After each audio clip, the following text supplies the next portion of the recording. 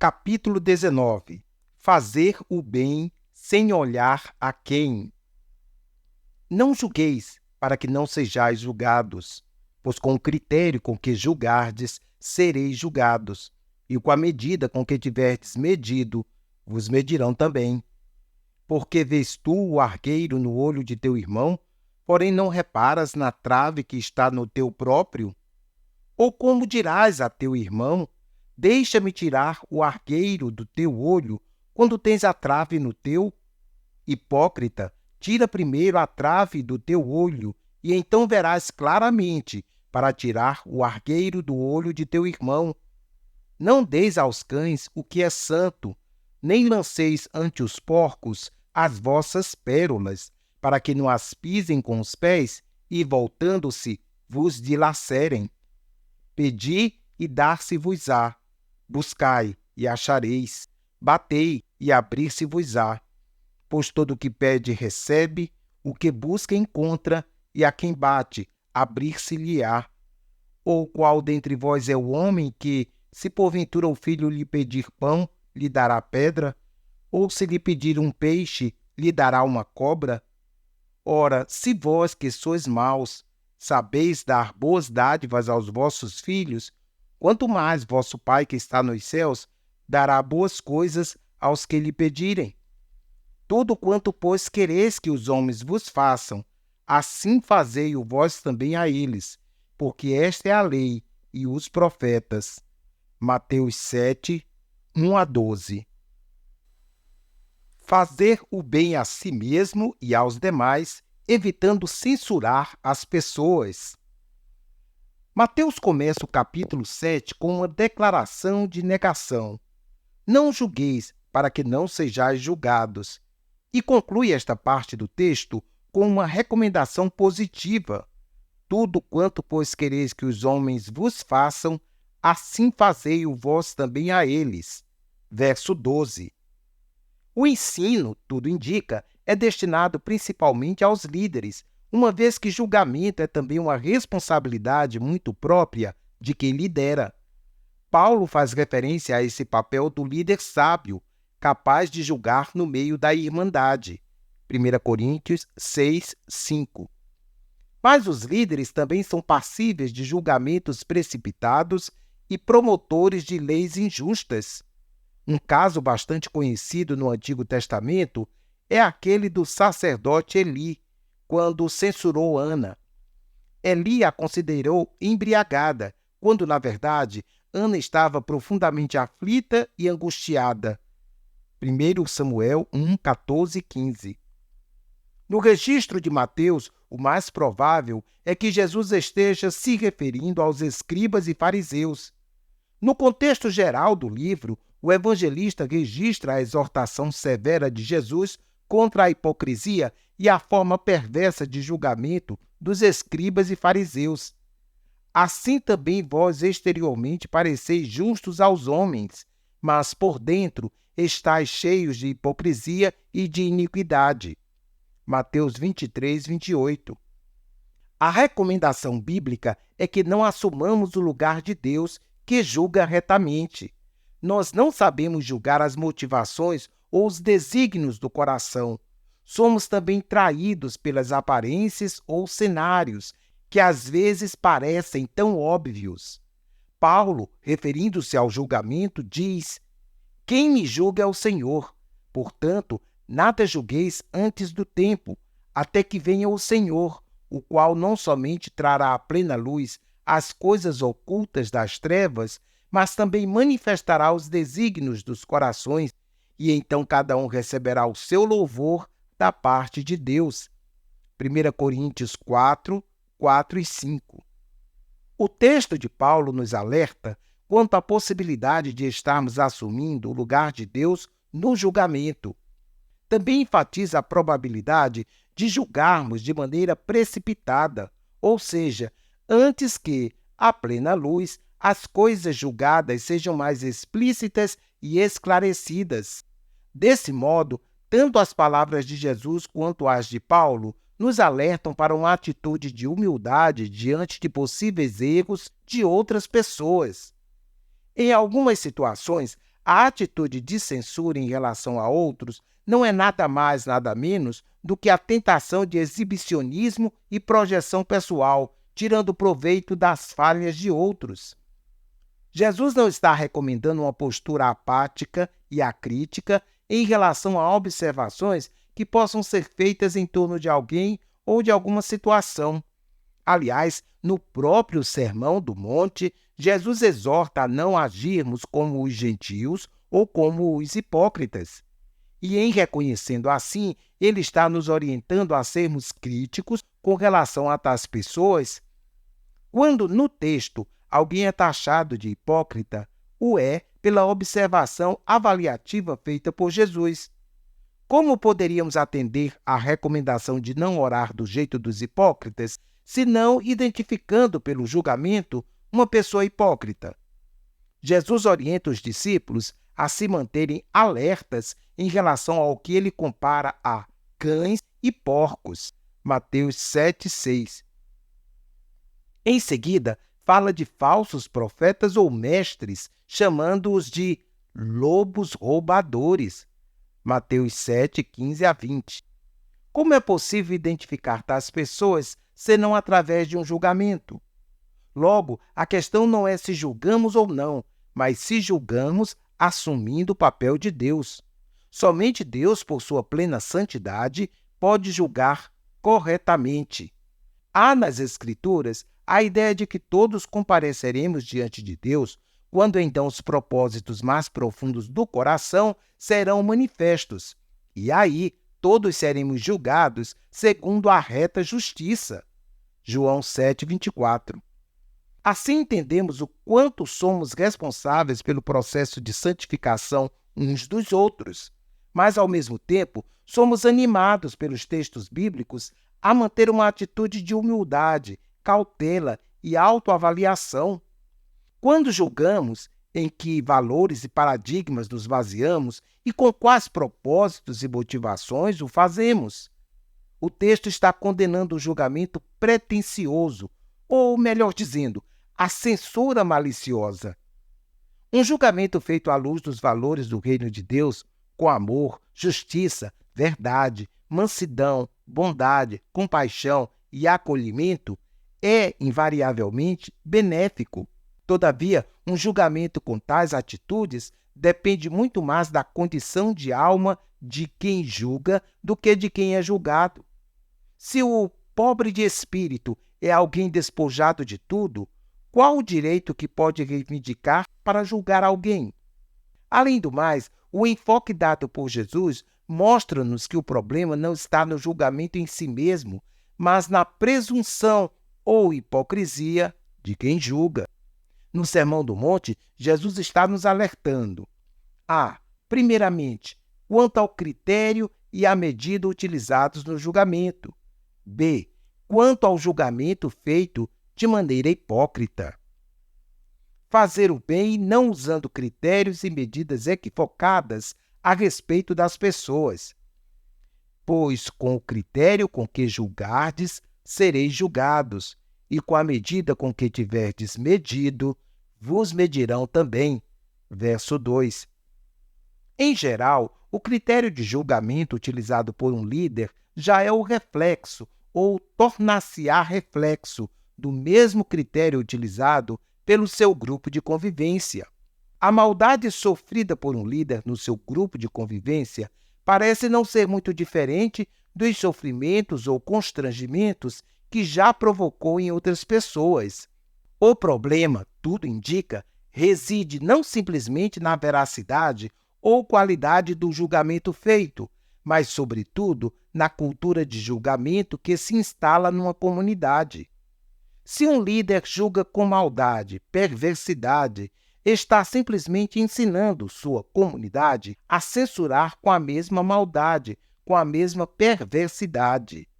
Quando a cultura da censura passa a fazer parte de uma comunidade, esta é capaz de crucificar, pelo julgamento precipitado, o próprio Filho de Deus. Mais do que a causa a ser julgada e as penalizações impostas, precisamos ficar atentos à cultura de julgamento, instalada numa sociedade. No Brasil, por exemplo, as pessoas de pele negra e os moradores das favelas são observados com preconceito e discriminação, muitas vezes colocados em situações constrangedoras e censurados injustamente. O mesmo acontece nos ambientes machistas. Quando a mulher trai o marido, ela é censurada como adúltera. Quando o marido é o traidor, a mulher é avaliada como incompetente. Conheço sacerdotes, por exemplo, que constroem regras as mais variadas, exigindo certos padrões de conduta das mulheres ou dos jovens de sua comunidade e não estabelecem o mínimo de exigências para os homens desse mesmo grupo.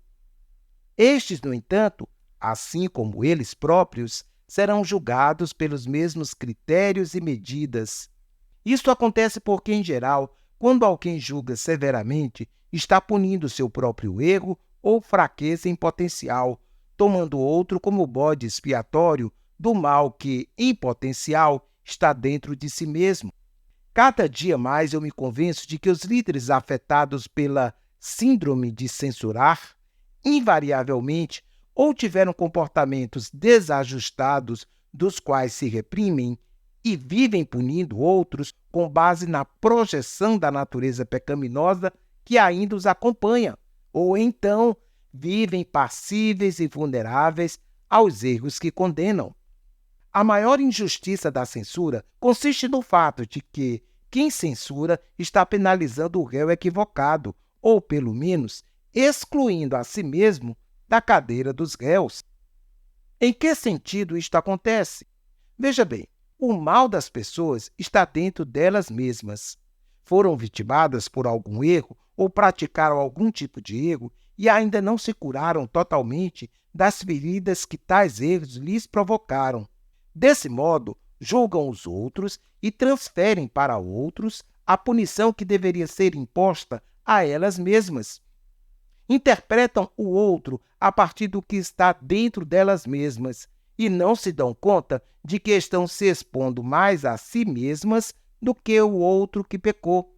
O caso de Judá e Tamar, Gênesis 38, 1 a 26, ilustra bem o que estamos dizendo. Judá adulterou com sua nora, pensando que estava tendo um caso com uma prostituta. 3 meses depois, Tamar apareceu grávida. Judá, o homem que cometeu o adultério, foi o responsável pelo julgamento.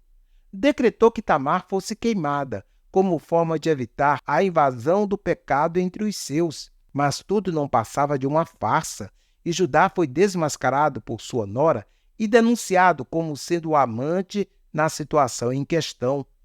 Enquanto estava envolvido somente o nome de Tamar, aparentemente não havia critério e medida para se julgar Judá, mas somente Tamar. Mas, diante da verdade, a hipocrisia de Judá foi exposta. O texto de Mateus está indicando que existe um critério, uma medida mais profunda, diante da qual ser humano algum escapa. Por isto, somos desafiados a uma atitude cautelosa e humilde. Sobre este assunto, Jesus está alertando o discípulo a prevenir possíveis atitudes de hipocrisia. Paulo escreveu à igreja em Roma, chamando a atenção para este aspecto do julgamento. Portanto, és indesculpável quando julgas, ó homem, quem quer que seja, porque no que julgas a outro, a ti mesmo te condenas, pois praticas as próprias coisas que condenas. Romanos 2:1. Acredito neste alerta de Paulo como uma forma de ajudar as pessoas a perceber se o que de fato elas vivem condenando não é uma espécie de síndrome do mal que potencialmente são capazes de praticar. O texto diz: no que julgas a outro, a ti mesmo te condenas, pois praticas as próprias coisas que condenas. É uma chamada a olharmos para a necessidade de arrependimento, não somente pelo que se faz, mas também por aquilo que se é interiormente. É arrependimento não somente de atos pecaminosos, mas da natureza maliciosa alojada nas entranhas. Conheci um líder evangélico perto da cidade onde vivo. Durante cerca de 15 anos, ele adotou um modelo muito severo e legalista de conduzir a sua comunidade. Preocupava-se com o tamanho das saias das senhoras, invadia a privacidade das famílias, legislava sobre o namoro dos jovens da igreja, etc. Um dia, esse cidadão apaixonou-se por outra pessoa fora do seu matrimônio. Acredito que mais pecaminoso do que o caminho do referido moço foi a severidade com que projetou sobre outros, ao longo dos anos, a punição do mal que estava, também, dentro de si mesmo. Por isso, a trave no olho do hipócrita é sempre maior do que o argueiro no olho do irmão. Lamentavelmente, porém, o hipócrita não consegue enxergar que, de fato, a severidade que utiliza com o outro é decorrente do mal que se aloja na sua própria natureza. Cuidado com o seu critério de julgamento. Ele pode estar denunciando mais sobre a gravidade do problema em sua natureza do que sobre o ato praticado por alguém. O critério e a medida com que você julga uma pessoa por causa de um pecado pode ser proporcional à intensidade do mesmo pecado, que, em essência, aloja-se dentro de você. Isso é tão grave que, em geral, quem ainda não se curou dos males que se instalam na sua natureza não consegue indicar caminhos eficientes para a cura dos erros dos outros, pois são erros da mesma natureza que os seus próprios e, ao que tudo indica, foram tratados de maneira paliativa. Existe entre os religiosos a tendência de estabelecer certos critérios de julgamento ou censura elaborados de forma seletiva para atender expectativas e demandas do interesse e ao alcance do grupo, que elabora suas próprias regras. Nascem daí regras que se tornam pesadas para os outros. Sobre isto, Jesus denunciou os escribas e fariseus, dizendo que eles colocavam fardos pesados sobre as pessoas, enquanto que eles, nem com o dedo, querem movê-los. Mateus 23, 1-5. Fazer o bem propiciando oportunidades para uma terapia de confissão.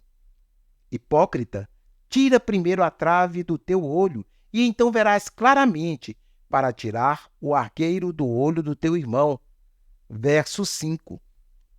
Jesus está propondo a confissão e o arrependimento em vez de censura. Confissão como ato de libertação pessoal, tirando a trave do próprio olho e propiciando espaço para o outro tirar o argueiro que se encontra no seu olho. Portanto, o texto não está tratando de julgamento, e sim, mais provavelmente, de confissão num ambiente terapêutico de cura entre irmãos. Quem confessa abre portas de cura para si mesmo e para quem escuta. Quem escuta sente-se na liberdade de confessar seus ciscos, uma espécie de mutualidade da confissão e arrependimento, um meio de apoio interdependente para se ter a vida desimpedida de acusações perversas, sejam internas, sejam externas. Este ato de apoiar humildemente as pessoas a se curarem de seus pecados, a se libertarem de pequenos ciscos nos olhos, é um ato sagrado. Tirar a trave não concede a ninguém qualquer direito prepotente sobre os outros. Aquele tipo de arrogância de alguns: eu não tenho rabo de palha, posso tocar fogo em quem eu quiser. Jesus não está propondo uma relação baseada em direitos. O ato de tirar a trave é enfocado como processo inicial de cura, como valorização da confissão e a abertura total da alma. É a chance em que os mansos se dispõem a ser percebidos por outros na cadeira dos réus, assumindo a sentença, se necessário for. Foi dessa forma que Jesus agiu, assumindo a condenação de muitos, e assim libertou, santificou, justificou. A isto podemos chamar de julgamento, conforme a reta justiça de Deus. A conclusão é óbvia. Necessitamos tirar o argueiro do olho de quem está afetado por algum tipo de mal. Esta deve ser, porém, uma atitude misericordiosa para reabilitar e não apenas para punir. Ajudar alguém a redimir-se de suas falhas é um ato sagrado, uma atividade santa.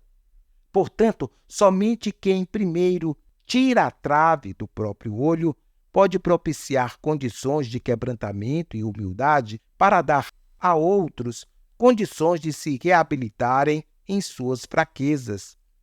A trave pode ser a constatação de que dentro de quem julga há males da mesma magnitude de quem está sendo julgado.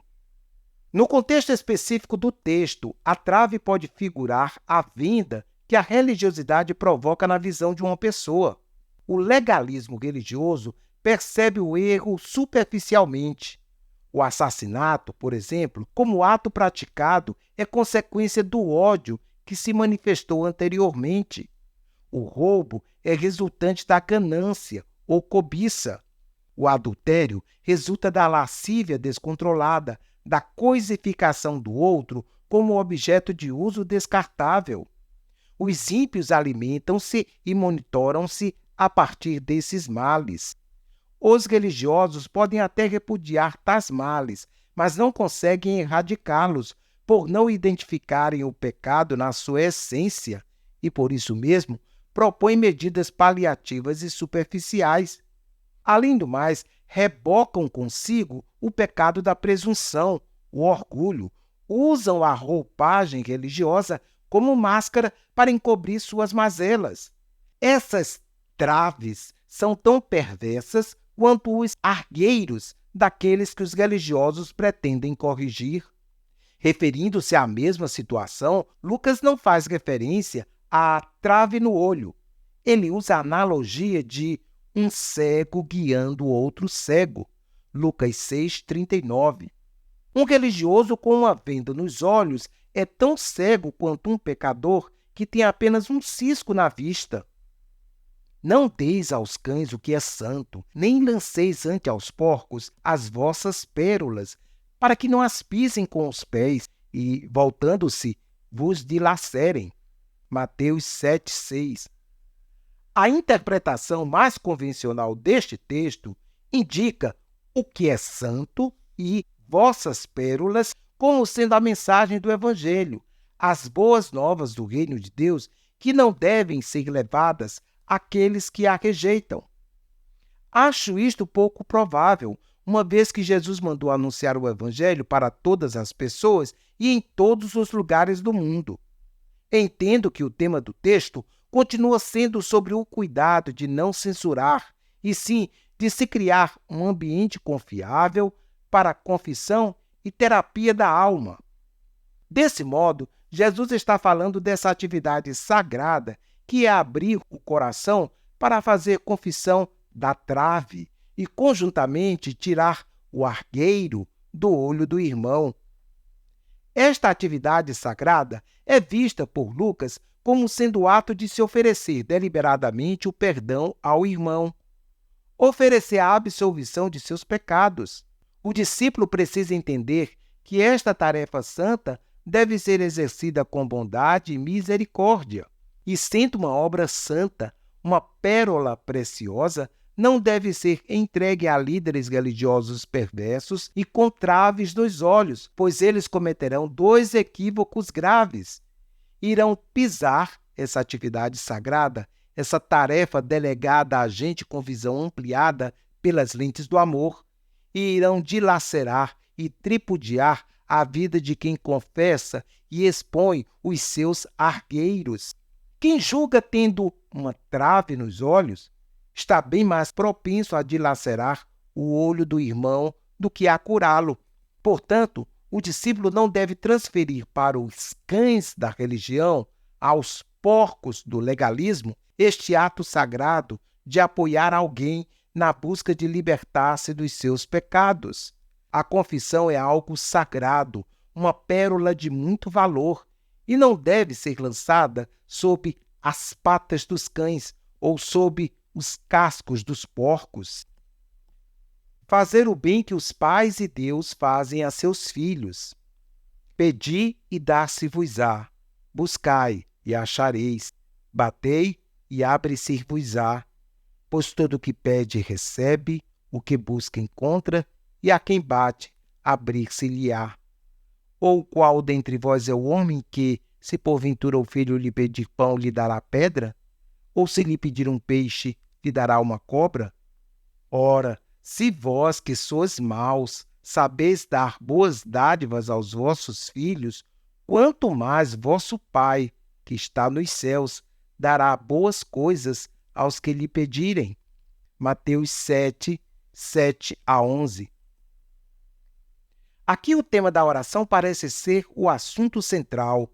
Todavia, lembremos que Mateus já havia tratado sobre a oração no capítulo 6, versos 5-15.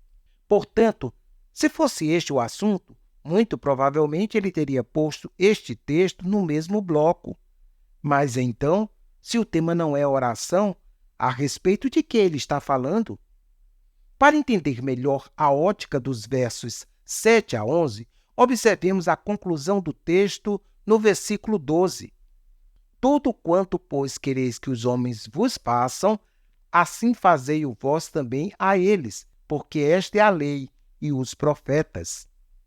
O que queremos que os outros nos façam? Queremos que nos julguem? Queremos que nos condenem? Presumo que não. O texto correspondente a Mateus 7, 1-12 é Lucas 6, 37-42. Aí, Lucas, no verso 37, faz duas recomendações negativas: não condenar e não julgar. E uma recomendação positiva: perdoar e ser perdoado. E liga imediatamente a ideia ao princípio bíblico de se doar perdão e de ser abundantemente perdoado. Dai perdão e dar-se-vos-á perdão.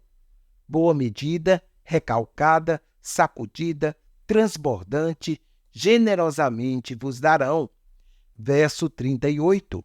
Logo, podemos entender que tanto Lucas quanto Mateus estão falando do julgamento generoso, julgamento como ato terapêutico, instrumento de confissão e santificação, de si mesmo, tirando a trave, e do outro, tirando o argueiro, pelo poder do perdão, pela remoção do mal. Ou não foi através do perdão dos nossos pecados que fomos sarados e justificados por meio de nosso Senhor Jesus Cristo? Seria um absurdo dizermos que estes versículos não trazem ensinamentos sobre a oração. Todavia, reafirmamos o fato de que a bondade do Pai natural, a despeito de ser mau, e a bondade perfeita do Pai celestial são enfocadas aqui para realçar a conclusão de Jesus Cristo. Se os pais que são maus sabem dar boas dádivas aos filhos, e se Deus faz ainda muito mais que os pais que são maus, verso 11, então todos nós precisamos olhar para estes exemplos e, inspirados neles, fazer às pessoas essas mesmas boas coisas que esperamos que nos façam os homens, assim como Deus. A forma como Deus responde à oração serve de ilustração para realçar a bondade divina. Diante disso, a conclusão é lógica. Se Deus é bondoso com as pessoas, sejam vocês também. O discípulo deve ser sempre solícito, alguém de coração aberto para atender ao clamor de outros, uma pessoa disponível. O texto ilustra, pelo exemplo do Pai em responder às nossas orações, como devemos ser em relação às pessoas. Assim, à semelhança do Pai terreno, que atende o pedido dos filhos sem agir de forma enganosa? Ou qual dentre vós é o homem que, se porventura o filho lhe pedir pão, lhe dará pedra? Ou, se lhe pedir um peixe, lhe dará uma cobra?